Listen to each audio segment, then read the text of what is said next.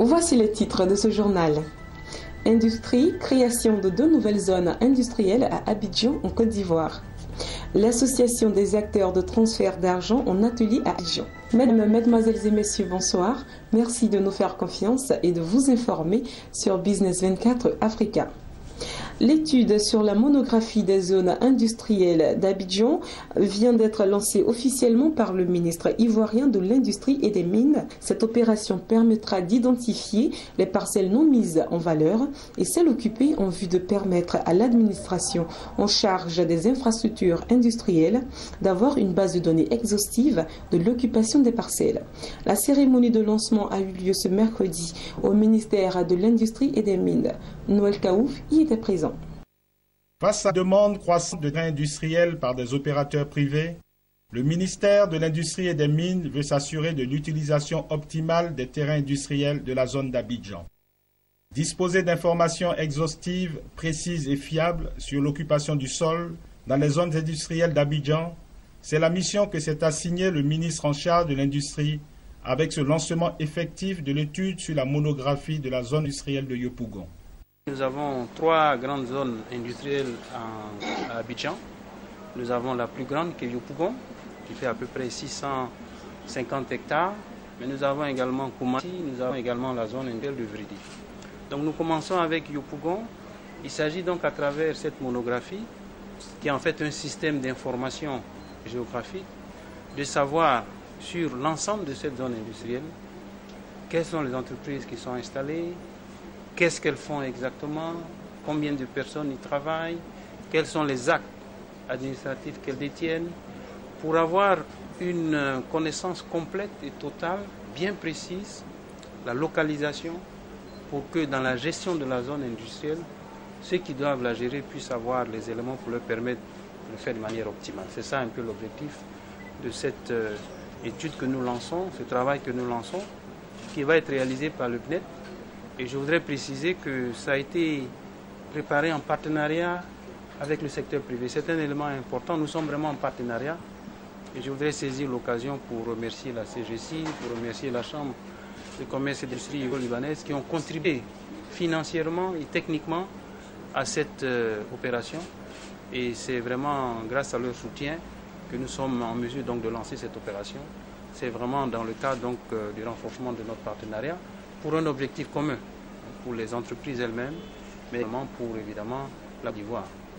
Pour la Confédération générale des entreprises de Côte d'Ivoire, CGC, et la Chambre de commerce et d'industrie libanaise, partenaire du ministère de l'Industrie, cette opération vient à point nommé.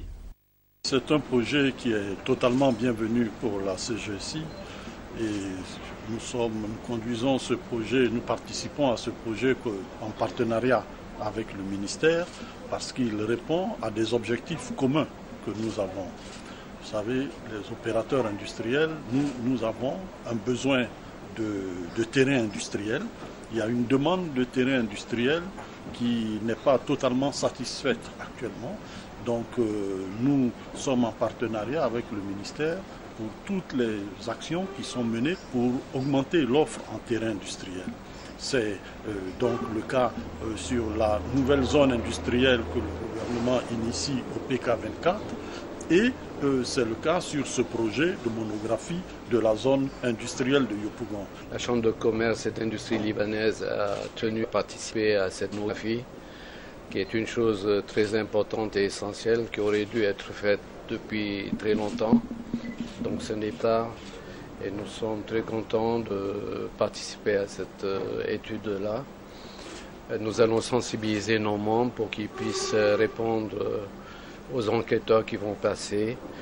C'est une bonne chose pour tout le monde, pour tous les adhérents, pour tous ceux qui sont dans cette zone. Vous savez que la communauté, nos membres sont très implantés au niveau de la zone de Yopougon.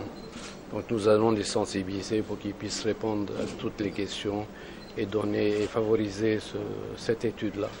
Pour encourager les investissements, la Côte d'Ivoire s'est dotée de 3 grandes zones industrielles. Yopougon, 645 hectares, Vridi, 120 hectares et Koumassi, 120 hectares. Ces zones industrielles favorisent les investissements, accroissent la productivité et aident à la structuration de l'industrie ivoirienne. L'Association des sociétés de transfert d'argent et de change en Côte d'Ivoire a initié un atelier ce jeudi 11 juin 2015 de restitution et de validation de son plan d'action stratégique. Les travaux prévus pour une durée d'une journée permettront aux acteurs concernés de débattre sur des questions clés afin de proposer des mesures à incorporer dans le cadre juridique national. La cérémonie d'ouverture a eu lieu ce jeudi à la salle de conférence de l'OIT. Noël Kaou nous en dit plus. Créée le 16 septembre 2014 par la volonté des promoteurs du transfert d'argent en Côte d'Ivoire, l'ASTAXI, l'Association des sociétés de transfert d'argent et d'échange de Côte d'Ivoire, en initiant cet atelier pour la validation de son plan d'action stratégique, veut se donner tous les moyens pour atteindre ses objectifs. Les travaux vont porter sur des résolutions, sur des recommandations qui vont permettre à l'État de prendre des décisions qui vont maintenir l'activité en vie. En gros, c'est ça. Voilà. Ça, enfin, en tout cas, on attend des propositions fortes de ces travaux-là pour aider l'État à nous aider. Nous sommes à cet atelier pour qu'on appelle appuyer l'ASTAC dans leur plan d'action stratégique.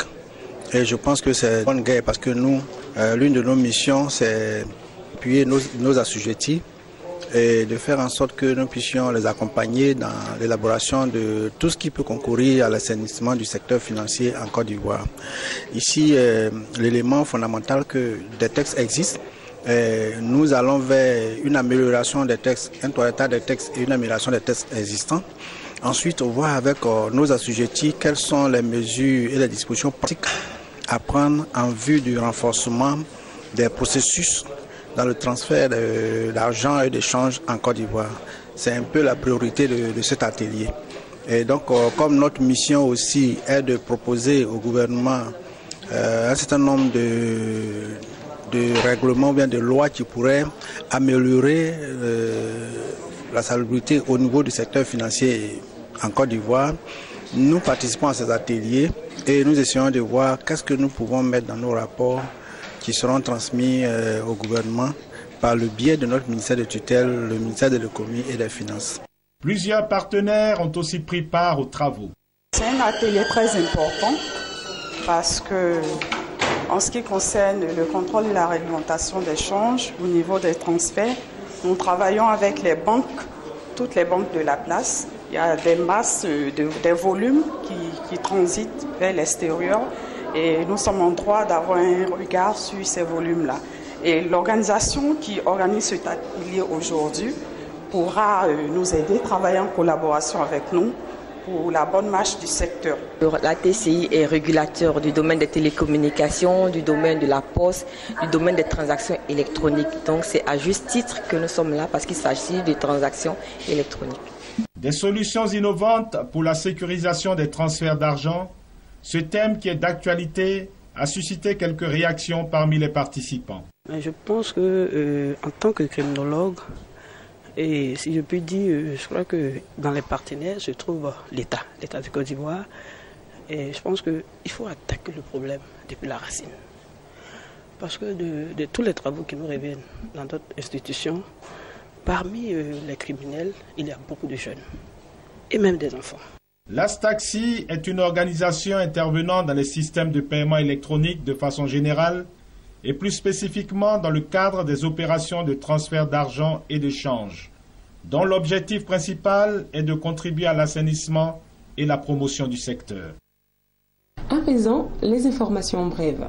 Les financements de projets d'infrastructures effectués dans le cadre des partenariats publics et privés en Afrique subsaharienne ont atteint 2,6 milliards de dollars en année 2014.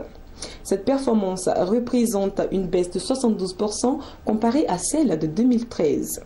L'Afrique subsaharienne hors Maghreb occupe la dernière place du classement par région économique avec seulement 7 projets sur les 234 ayant été financés par le mécanisme. Parmi les projets d'Afrique subsaharienne qui ont fait l'objet de financement via les 3P, on peut citer la construction au Ghana d'une centrale électrique de 900 millions de dollars. D'autres projets ont été financés par les 3P au Kenya, au Mozambique et au Sénégal. Achevons ces brèves avec l'Angola. Le président angolais Eduardo dos Santos, dont le pays traverse des difficultés budgétaires consécutives à la chute des cours du pétrole, a demandé à la Chine un moratoire de 2 ans sur le remboursement de la dette. Depuis, le deuxième producteur de brut en Afrique après le Nigeria fait face à un manque de liquidité, sa monnaie se dévalorise et l'activité économique tourne au ralenti. José Eduardo dos Santos a effectué du 8 au 10 juin une visite officielle en Chine, la première depuis 7 ans. C'est sur cette information que ce journal prend fin. Prochaine session d'information dans 2 heures.